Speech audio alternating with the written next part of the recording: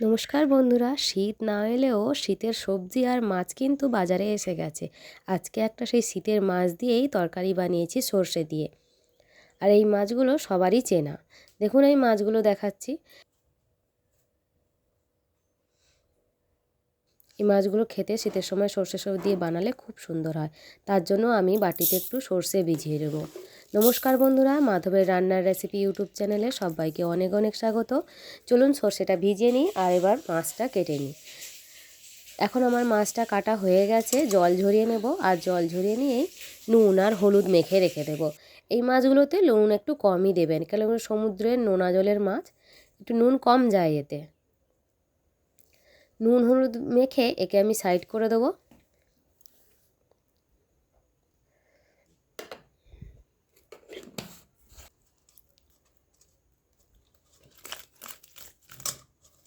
আর নুন হলুদ মাখা হয়ে গেলেই আমি এখন শিলপাটায় সর্ষেটা বেটে নেব।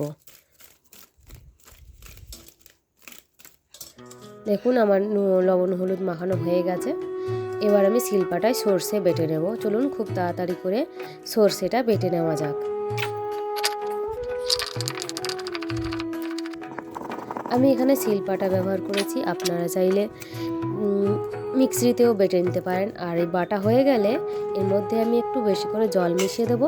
আর জল মিশিয়ে দিয়ে ভালো করে চামচ দিয়ে গুলে নেব আর ছাঁকনি দিয়ে ছেঁকে নেব। আর সর্ষের খোসা আর সর্ষে বাটা জলটা আলাদা আলাদা করে নেব। দেখুন আমি কিভাবে সর্ষে খোসাগুলো আলাদা করে নিচ্ছি। এইভাবে বানালে তরকারির স্বাদ কিন্তু আরও দ্বিগুণ হয়ে যায়।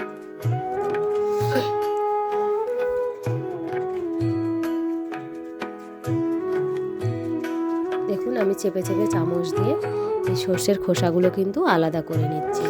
আপনারাও এইভাবে করতে পারেন। আর এইটা রান্নার জন্য সবথেকে কম সময় লাগে। এখন সর্ষের জলটা আমার বার করানো হয়ে গেছে। আর খোসাগুলো যে কোনো গাছের গোড়ায় দিয়ে দেবো। আর এর জন্য রাখছে কয়েক কোয়া রসুন, পেঁয়াজ আর কাঁচা লঙ্কা আর একটা টমেটো কুচানো। চলুন এবার কড়াইয়ের দিকে চলে যাই। কড়াইটা গরম হয়ে গেলেই আমি একটু সর্ষের তেল দেবো। আর সর্ষের তেল দিয়ে মাছগুলোকে ভেজে নেব। মাছগুলোকে আপনারা মিডিয়াম টু হাই ফ্লেমে ভাজবেন, এখানে লো ফ্লেমে ভাজবেন না। মাছগুলো খুব নরম হয়, ভেঙে যাওয়ার চান্স থাকে। এবার মাছগুলোকে উল্টে পাল্টে আমার ভাজা হয়ে গেছে। এবার আমি কড়াই থেকে বার করে নেব। আর ওই তেলের মধ্যেই আমি ফোড়ন দেবো।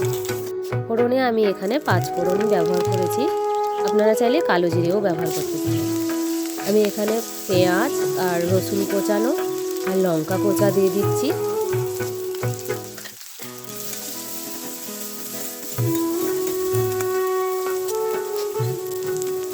এগুলো এখন ভাজা ভাজা হয়ে গেলে আমি এর উপরে দিয়ে দেবো একটুখানি লবণ, যাতে পেঁয়াজটা একটু নরম হয়ে যায়। আর এখন পেঁয়াজটা আমার লাল লাল করে ভাজা হয়ে গেছে। এখন আমি দিয়ে দেবো টমেটো কুচোনো। টমেটো কুচোনো দিয়ে টমেটোটা একটু জোরে আসার জন্য আমি অপেক্ষা করব। আর টমেটোটা যেই জোরে আসবে আমি ওর উপরে দেবো 1/2 টিস্পুন জিরে গুঁড়ো, 1/2 টিস্পুন হলুদ গুঁড়ো, 1 টিস্পুন লঙ্কার গুঁড়ো। আপনারা লঙ্কাটা নিজেদের মতো বাড়িয়ে কমিয়ে নেবেন। আর এর উপরেই দিয়ে দেবো জল।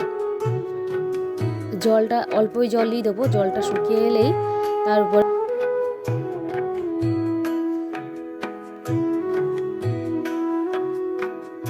মশলাটা একটু নাড়াচাড়া করে আবার একটু জল দিয়ে দেব। এবার ঢাকা দিয়ে ভালো করে জলটা ফুটে আসার জন্য অপেক্ষা করব। আর জলটা খুব ভালো করে ফুটলে তারপর মাছ দেব, নাহলে মাছ ভেঙে যাবে। এরপরে মাছগুলো দিয়ে দেবো। আর মাছগুলো দিয়ে কিন্তু একদম ঢাকা দেওয়া যাবে না, এই মাছগুলো কিন্তু অনেক নরম। ঢাকা ছাড়াই এভাবে ফোটাতে হবে। আর উল্টে পাল্টে একটু হালকা হালকা খুন্তি দিয়ে নাড়িয়ে চাড়িয়ে মাছগুলোকে একটু ঝোলের মধ্যে দিয়ে দিতে হবে। আর ঝোলটা অল্প শুকিয়ে এলেই এর উপরে সর্ষে যে আমরা জলটা করে রেখেছিলাম ওই জলটা দিয়ে দেবো।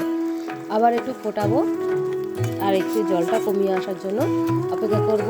এই অবস্থায় আপনি নুনটা একটু চেখে দেখে নিতে পারেন। নুনটা চেখে নেওয়া হয়ে গেলেই উপর থেকে কয়েক ফোঁটা সর্ষের তেল ও ধনে পাতা ছড়িয়ে গরম গরম ভাতের সঙ্গে সার্ভ করুন এই মাছের তরকারি। দারুণ হয়েছে।